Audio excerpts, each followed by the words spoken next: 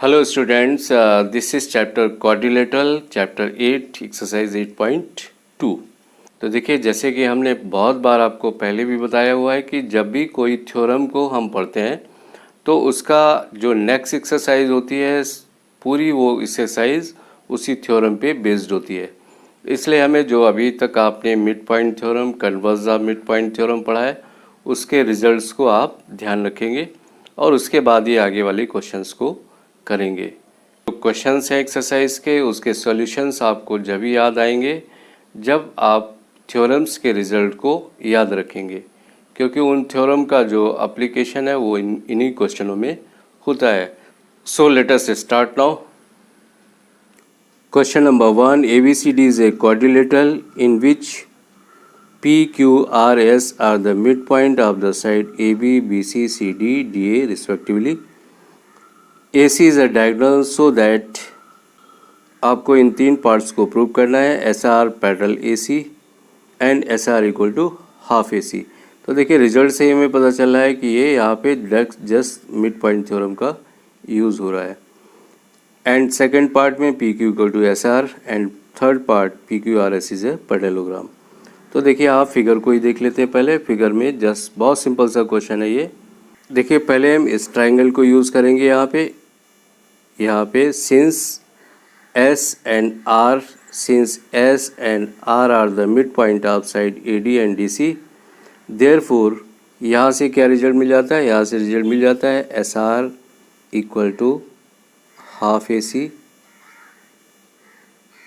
And जो दूसरा होता है SR पैरेलल टू AC। ये आपका मिड पॉइंट थ्योरम में आपने पढ़ा हुआ है। जब मिड पॉइंट होते हैं तो ये side SR parallel to AC and SR equal to half AC। Again दूसरी बार हम क्या करते हैं, इसका जो नीचे वाला ट्रायंगल है इसको यूज़ करते हैं। दूसरी बार हम यूज़ करेंगे इस ट्रायंगल को इन दिस ट्रायंगल आल्सो। इस ट्रायंगल में भी देखिए P and Q are the mid point of the side AB and BC। Therefore यहाँ से भी एक रिजल्ट मिल जाएगा हमें। Therefore PQ equal to half AC and PQ parallel AC। ये दोनों पैरेलल भी है और इसका हाफ भी है। तो ये हमारा इक्वेशन नंबर 1 होता है और ये 2 होता है।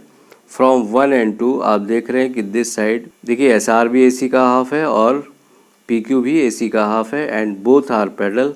तो अब देखिए यहाँ पे एक रिलेशन मिल जाता है। देयरफॉर जो पहला पार्ट है आपका ये प्रूव हो जाता है कि PQ और SR दोनों इक्वल होंगे। देयरफॉर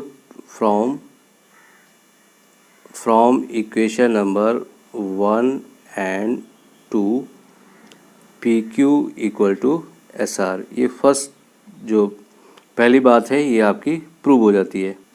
अब देखिए इसके बाद थर्ड पार्ट प्रूव करना था PQRS इज ए पैरेललोग्राम। तो हमें यहाँ ऊपर से दो रिलेशन मिल चुके हैं, एक तो PQ equal to SR and PQ parallel SR। Therefore PQRS is a parallelogram. एक सिंपल सा क्वेश्चन था, ऐसे आपका प्रूव हो जाता है। देखिए PQ SR का इक्वल था, अभी जस्ट प्रूव किया है, और PQ पैरेलल भी है। तो ये बार बार आपको बताने की ज़रूरत नहीं है, कई बार हमने आपको रिकॉल किया हुआ है कि जब भी किसी क्वाड्रिलेटरल में एक ही साइड के दो रिलेशन होते हैं, they are parallel and equal, तो वो पैरेललोग्राम हो जाता है। Now question number 2, ABCD is a rhombus and PQRS are the midpoint of the side AB, BC, CD and DA respectively, so that the quadrilateral PQRS is a rectangle। अच्छा question है, ये भी बहुत बार आपके exam में आता भी है क्वेश्चन ये। तो चलिए इस फिगर को थोड़ा सा बड़ा कर लेते हैं। देखिए इसमें भी पहले आपको यही वाला ट्रायंगल लेना है, ब्लू वाला ट्रायंगल लेना है। पहले तो हमें PQRS को एक पैरेललोग्राम प्रूव करना होगा और ये आपने अभी ऊपर वाले क्वेश्चन में किया हुआ है। सेम स्टेप भी सेम है, फिगर के जो पॉइंट्स हैं वो भी सेम है, इसलिए सेम क्वेश्चन होगा, सॉल्यूशन होगा। PQRS इज ए पैरेललोग्राम, वहाँ तक तो आप प्रूव कर लेंगे। बट फिर भी हम एक बार आपको समझा देते हैं इसको। Since S and R the mid point of the side A D and D C, therefore S R parallel to A C and S R equal to half A C. ये एक result मिल जाता है। जब हम second नीचे वाला कर रहे होंगे ट्रायंगल को, तो इस बार हमें ये वाला ट्रायंगल लेना है नीचे, और यहाँ भी since P and Q are the mid point of the side A B and B C, therefore PQ equal to half A C and PQ parallel to A C. From equation number 1 and 2 जो पहला result था, दूसरा result था, इससे यहाँ तक तो आपका फर्स्ट क्वेश्चन बिल्कुल सेम स्टेप्स है। ये प्रूव हो जाता है PQRS इज़ अ पैरेललोग्राम। यहाँ तक आपका फर्स्ट क्वेश्चन और इसमें कोई डिफरेंस नहीं है। अब देखिए, अब हमें प्रूव करना है कि PQRS एक रेक्टेंगल है। चलिए अब इस फिगर को थोड़ा सा क्लियर कर लेते हैं ताकि समझना आसान हो। देखिए यहाँ तक अभी आपने प्रूव कर लिया है PQRS इज़ अ पैरेललोग्राम। यहाँ तक आपने प्रूव कर लिया है इसको। अब देखिए आगे देखते हैं। सिंस देखिए S and Q are the mid point of the, ये रोम्बस दिया हुआ था ABCD और ये इसके मिड पॉइंट थे S और Q। देयरफॉर यहाँ पे क्या होगा, AB पैरेलल टू SQ। तो देखिए यहाँ पे ये प्रूव हो जाता है कि ABQS is a parallelogram. Therefore इससे एक रिजल्ट मिल जाता है AB इक्वल टू SQ, और इसे हम कर लेते हैं equation number 1। AB equal to SQ equation number 1 आ जाता है। Similarly PBCR is also a parallelogram, ये भी एक पैरेललोग्राम है। Therefore BC equal to PR, ये हमारा स्टेटमेंट 2 हो जाता है। अब देखिए, since AB equal to BC sides of rhombus, ये रोम्बस की साइड इसलिए इक्वल है। Therefore from equation number 1 and 2 से देखिए AB और BC ये दोनों इक्वल है। इट मीन्स PR और SQ भी इक्वल हो जाता है। देयरफॉर यहाँ लिखते हैं इसको, therefore PR equal to SQ, ये दोनों साइड इक्वल हो जाती है। PR इक्वल टू SQ ये प्रूव हो जाता है। एंड ये क्या है, देखिए ABC PQRS एक पैरेललोग्राम आप पहले से ही प्रूव कर चुके हैं। अब इसके ये दोनों PR और SQ क्या है, डायगोनल्स है। अगर किसी पैरेललोग्राम में डायगोनल इक्वल है then PQRS is a rectangle. Therefore PQRS is a rectangle, ये बात आपकी प्रूव हो जाती है। Now question number 3, ABCD is a rectangle and PQRS are the midpoint of the side AB, BC, CD and DA respectively, so that the quadrilateral PQRS is a rhombus। देखिए पिछले question में बाहर rhombus दिया हुआ था और अंदर rectangle prove करना था। इस बार जस्ट इसका उल्टा है। इस बार बाहर रेक्टेंगल दे दिया गया है और अंदर हमें इसका अंदर PQRS को रोम्बस प्रूव करना है। देखिए अभी आप ऊपर वाले 2 क्वेश्चन में जो बात प्रूव कर रहे थे वही यहाँ भी है। PQRS एक पैरेललोग्राम तो हो ही जाता है यहाँ पे। बस हमें सिर्फ ये प्रूव करना होगा कि ये एक रोम्बस है। तो रोम्बस के लिए अगर देखिए किसी पैरेललोग्राम में अगर एडजेसेंट साइड इक्वल होती है then you can prove that it is a rhombus. तो देखिए इस क्वेश्चन में भी आपको पहले वाले जो स्टेप्स हैं वो सेम है। फर्स्ट क्वेश्चन, थर्ड क्वेश्चन में PQRS इज ए पैरेललोग्राम, वहाँ तक सेम है। देखिए यहाँ पे भी S and R are the mid point of the side AD and DC, therefore SR equal to half AC and SR parallel to AC। Similarly P and Q are the midpoint of AB and BC, therefore PQ equal to half AC and PQ parallel to AC। ये बात अभी आप 2 क्वेश्चनों में ऊपर prove कर चुके हैं। तो देखिए यहाँ तक स्टेप आपका सेम रहेगा। PQRS इज़ अ पैरेललोग्राम, ये आपको सेम फर्स्ट क्वेश्चन में भी सेकंड में भी अभी आपने यही प्रूव किया है। अब देखिए हमें इस अंदर वाले को ये प्रूव हो गया कि पैरेललोग्राम है। अब ये रोम्बस कैसे प्रूव होगा? अगर हम इसकी दो एडजेसेंट साइड को इक्वल प्रूव कर देते हैं तो ये रोम्बस प्रूव हो जाएगा। तो देखिए यहाँ पे शुरुआत करते हैं। Since AD equal to BC, ये क्या है? अपोजिट साइड है, opposite side of parallelogram, parallelogram की अपोजिट साइड है, इसलिए ये इक्वल है। अब देखिए S एंड Q ये मिड पॉइंट था, देयरफॉर अब ये half AD equal to half BC, ये भी इक्वल होगा आपका। और हाफ AD की जगह आपको क्या लिखना है? हाफ AD की जगह हमें मिल जाता है AS इक्वल टू BQ, ये एक इन्फॉर्मेशन मिल जाती है, इसको लिख लेते हैं। अब देखिए जो आपके ये शेडेड ट्रायंगल हैं इनको हम यूज़ कर लेते हैं। एक ट्रायंगल हमारा ये हो जाता है और दूसरा ट्रायंगल ये हो जाता है। इन दो ट्रायंगल्स को आपको यूज़ करना है। Now in triangle APS and triangle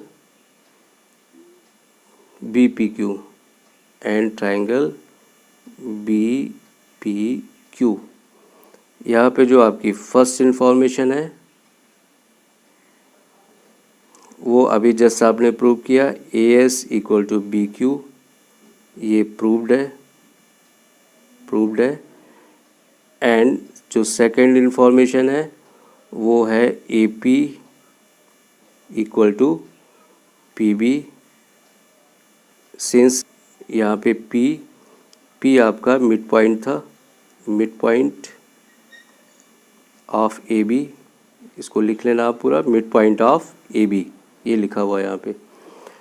इसके बाद जो थर्ड इन्फॉर्मेशन है, थर्ड इन्फॉर्मेशन आपकी हो जाती है angle A equal to angle B, each 90 degree है, ये ईच 90 डिग्री।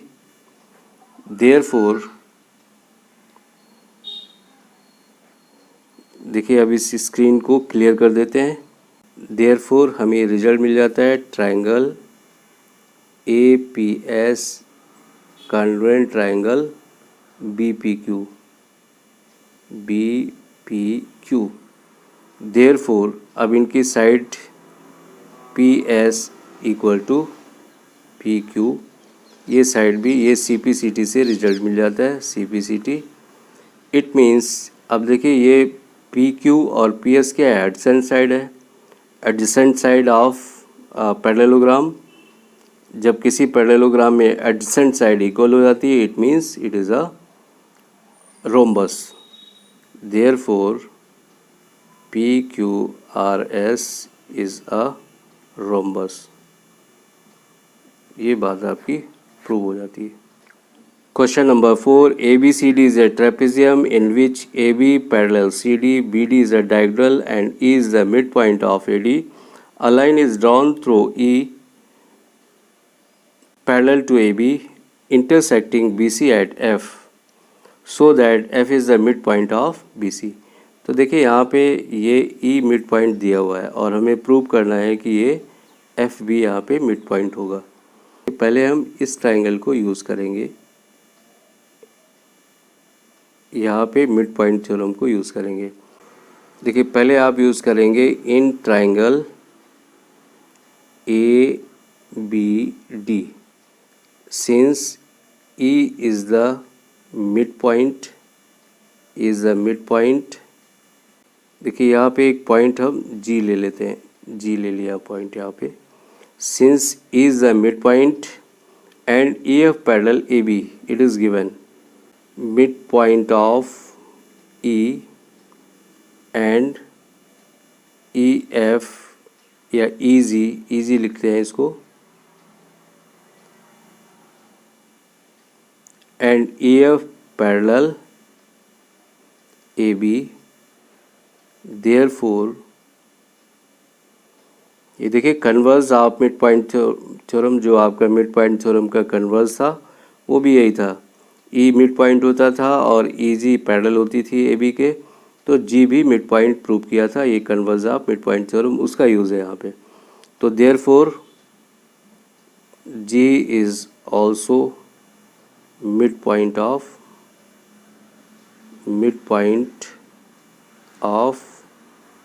BD। यहाँ पे रेफरेंस दे दीजिए, converse of mid point theorem, उसका रेफरेंस दे देंगे। देखिए ये आपका एक प्रूव हो गया, G is the mid point. देखिए अभी यहाँ पे प्रूव हो गया कि G is the mid point of BD। Again दूसरी बार हम दूसरा वाला ट्रायंगल ले लेते हैं। इस बार हम ये ब्लू वाला ट्रायंगल लेंगे, इसको यूज़ करते हैं, इस ब्लू वाले ट्रायंगल को यूज़ करेंगे।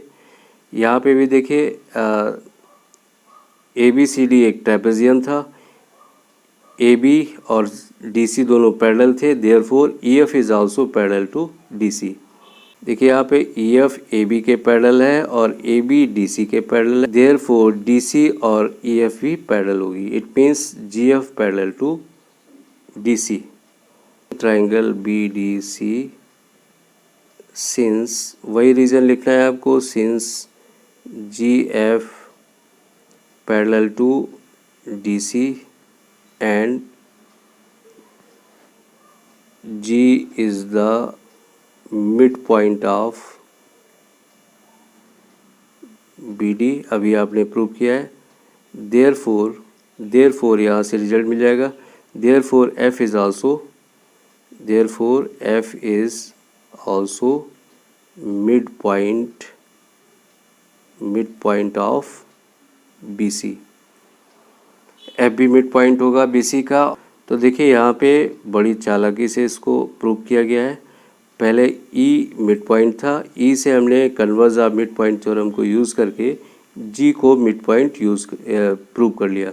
जब G हमारा मिड पॉइंट प्रूफ हो जाता है तो G को अगेन यूज़ करके हमने F को भी मिड पॉइंट प्रूव कर दिया। तो एक सिंपल सा क्वेश्चन था।